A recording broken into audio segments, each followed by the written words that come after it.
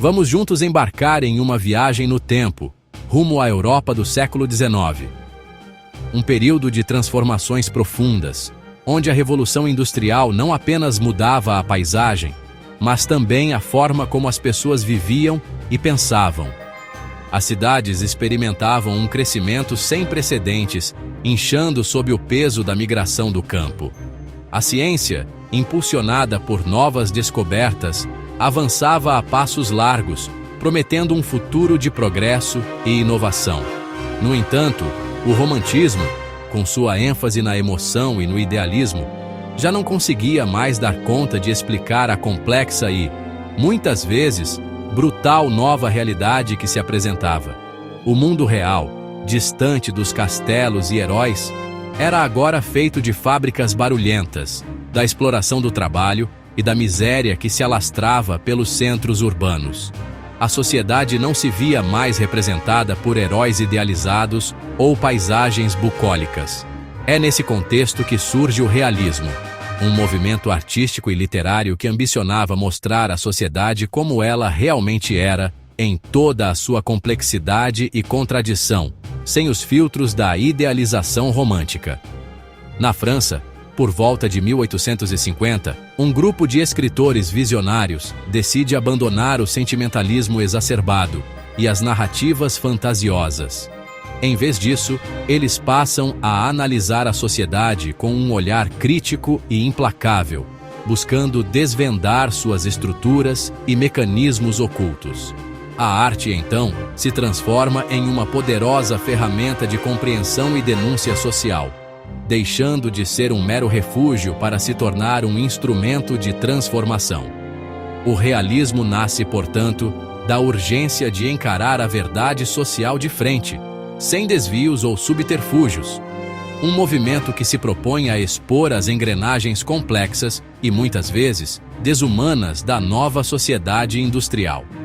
Os escritores da época se tornam quase como cientistas sociais, munidos de suas canetas e cadernos de anotações.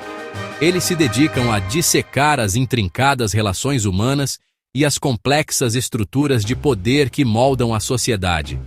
O realismo, portanto, não se resume a uma mera estética. Ele é, antes de tudo, uma resposta direta e contundente ao seu tempo. Uma busca incessante para entender como o meio social e econômico molda o indivíduo, influenciando suas escolhas e seu destino. Assim, a literatura se reinventa, buscando novas formas de refletir e questionar a realidade que a cerca, em um processo contínuo de transformação e crítica social.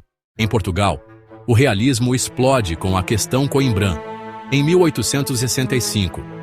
Jovens como Antero de Quental e Teófilo Braga desafiam o romantismo, defendendo uma literatura engajada. O grande nome é Eça de Queiroz, mestre da ironia e crítico feroz da sociedade portuguesa. Em O Crime do Padre Amaro, Eça expõe a hipocrisia da igreja. Em O Primo Basílio, disseca a vida burguesa e suas fraquezas. Cada personagem é um tipo social, construído para revelar as mazelas do país. Antero de Quental, com sua poesia filosófica, e Ramalho Ortigão, com suas crônicas afiadas, também marcam o movimento. Juntos, formam a geração de 70, revolucionando a mentalidade portuguesa com literatura crítica. O realismo em Portugal é, acima de tudo, um bisturi social. No Brasil, o realismo surge no fim do século XIX. Um período de grandes transformações e efervescência cultural. Ele emerge em meio à abolição da escravatura, um marco crucial na história do país, e a crescente modernização urbana, que remodelava as cidades e a vida social. O marco inicial desse movimento é o ano de 1881, com a publicação de O Mulato, de Aloísio Azevedo, uma obra impactante que abalou as estruturas da época. Este romance inaugura não apenas o realismo, mas também o naturalismo no Brasil, e de forma corajosa, denuncia o racismo arraigado na sociedade brasileira e a hipocrisia social que permeava as relações humanas. No mesmo ano, um gênio da literatura brasileira, Machado de Assis, publica Memórias Póstumas de Brás Cubas, revolucionando a literatura com seu realismo psicológico inovador e perspicaz. Machado mergulha nas profundezas da alma humana, com uma análise implacável e sem concessões, expondo as vaidades, os autoenganos e as contradições da elite carioca da época. Em Dom Casmurro, uma de suas obras mais aclamadas, a eterna dúvida sobre Capitu, se ela traiu ou não Bentinho, é um dos maiores e mais complexos estudos sobre ciúme, paixão e incerteza na literatura brasileira. O realismo brasileiro se destaca por analisar tanto o social, com suas desigualdades e injustiças, quanto o psicológico, com suas complexidades e ambiguidades, questionando de forma incisiva até mesmo a possibilidade de se conhecer a verdade absoluta. Raul Pompeia, por sua vez, com o impactante romance O Ateneu, mostra a sociedade brasileira como um microcosmo cruel, competitivo e hierárquico, onde as relações de poder são implacáveis.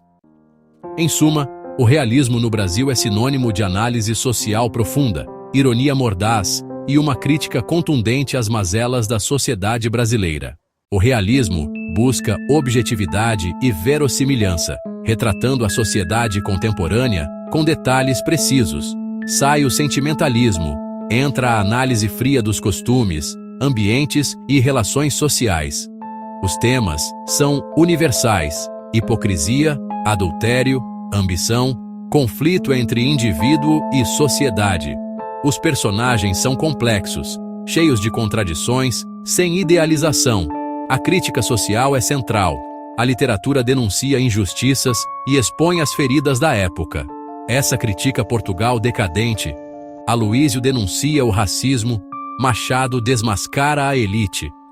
O tom é muitas vezes pessimista, sem prometer soluções fáceis. O realismo transforma o romance em documento social e laboratório psicológico. A literatura deixa de ser refúgio e vira instrumento de análise. O olhar realista é sempre desconfiado, buscando o que está por trás das aparências. A linguagem realista é direta, precisa e sóbria, sem os excessos do romantismo. O narrador observa, descreve e analisa, sem sentimentalismo. Temas como adultério, falência do casamento, hipocrisia social e crítica às instituições dominam os romances. O realismo desmonta a fachada da igreja, do casamento e da família, revelando interesses e contradições. A análise psicológica é profunda. Vaidade, inveja, ambição e tédio movem os personagens. Machado de Assis é mestre em mostrar personagens guiados por pequenos defeitos e auto-engano. A literatura vira laboratório da alma humana, sem idealizações. O realismo revela o lado sombrio e complexo das relações sociais. O realismo revoluciona ao criar personagens humanos, falhos e contraditórios. Bentinho, de Dom Casmurro, é consumido pelo ciúme, vítima de sua própria mente. O leitor é cúmplice de suas dúvidas, sentindo a complexidade psicológica do personagem. Padre Amaro, de Essa, é produto de um sistema repressivo, não um vilão clássico. O romance denuncia não só o indivíduo, mas a sociedade que o molda. No naturalismo, como em O Cortiço, o meio determina o destino dos personagens. Aloísio Azevedo mostra tipos sociais dominados por instintos e ambiente degradado. O realismo expõe a humanidade em sua crueza, para provocar reflexão e denúncia. O realismo é o oposto do romantismo. Troca emoção por razão, idealização por análise. O herói romântico é excepcional. O realista é comum, cheio de falhas e motivações sociais. O amor deixa de ser sublime e vira objeto de análise crítica, marcado por adultério e ciúme. A mulher desce do pedestal. Luísa e Capitu são complexas, não musas idealizadas. A natureza, antes refúgio poético, vira cenário urbano ou ambiente opressor. O realismo abandona a fuga da realidade e mergulha na crítica social. O foco é a cidade, a sociedade, o presente. O realismo quer entender, não idealizar. Vamos agora comparar alguns elementos-chave entre o romantismo e o realismo no Brasil. Compare Peri, de O Guarani. um herói idealizado, forte e corajoso, com Brás Cubas, anti-herói irônico e medíocre, que personifica as fraquezas humanas. O cenário também muda drasticamente da natureza exuberante e idealizada de Iracema, um paraíso intocado, ao cortiço degradante de Aloísio Azevedo, um retrato cru da realidade social. A paisagem deixa de ser poética e inspiradora, um refúgio da alma, e vira documento social, palco de desigualdades e sofrimento. Lucíola, mesmo cortesã, é romantizada, vista com compaixão e redenção. Luísa, de O Primo Basílio, é destruída pela sociedade, vítima de seus preconceitos e hipocrisia. O realismo critica a educação limitada e o papel submisso da mulher na sociedade. Sem idealização ou romantismo, a estrutura narrativa também muda radicalmente. Machado fragmenta o tempo, quebra a linearidade, conversa diretamente com o leitor, subverte o enredo tradicional, desafiando as convenções da época. O importante não é mais a aventura em si, a ação pela ação, mas sim a análise profunda dos personagens, a ironia mordaz e o olhar crítico sobre a sociedade. O realismo questiona a própria verdade da narrativa, a objetividade do narrador e a ilusão da realidade. O romance vira um espaço de reflexão filosófica, não só um mero entretenimento ou relato de uma história. O leitor é convidado a pensar criticamente, a questionar as aparências, não só a sonhar com um mundo idealizado e distante da realidade. Mais de 150 anos depois, o realismo continua atual porque a natureza humana pouco mudou. Ele nos ensina a desconfiar das aparências e a questionar as instituições. A crítica à hipocrisia e à vaidade é tão relevante hoje quanto no século XIX. Em tempos de redes sociais e narrativas fabricadas, o olhar realista é essencial. O realismo consolidou o romance como análise social e psicológica. Séries modernas, como The Wire, são herdeiras dessa tradição. O realismo nos oferece espelhos, não heróis, e nos deixa com perguntas, não respostas fáceis. A busca pela verdade, como sabiam os realistas, nunca termina.